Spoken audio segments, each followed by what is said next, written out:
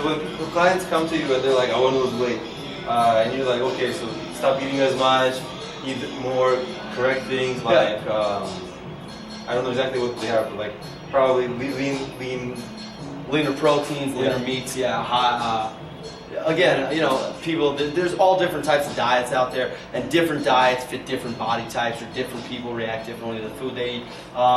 But there's certain, certain diets that, again, I'm not saying that, a lot of people, they get this they give carbs a bad rep for some reason. And what people don't realize is that carbs are what give you your energy and power through your day and your workout. So your body should be taking in, at least 120 grams of carbs a day. But there's different types of carbs, which is a simple carb and there's a complex carb. Simple carbs are more things like sugar. Those are not good. Those burn off quickly though from your body, and they'll force a crash. Whereas complex carbs make your body work a little harder. They store it up, and it works for you throughout the day, giving you that energy that you need. And those are the different foods that you eat, like beans, avocado, great sources of complex carbs. They're higher in fiber, lower in sugars. Those are mostly what you look for when you're looking for complex carbs.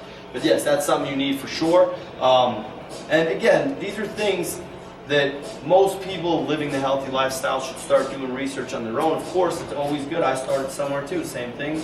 I had a health coach when I started. I had my, through all the sports I played, I always had the team trainer and stuff. And then as I learned from them, I went to school for this though. But, it was just something that I was interested in and I wanted to learn myself about. So.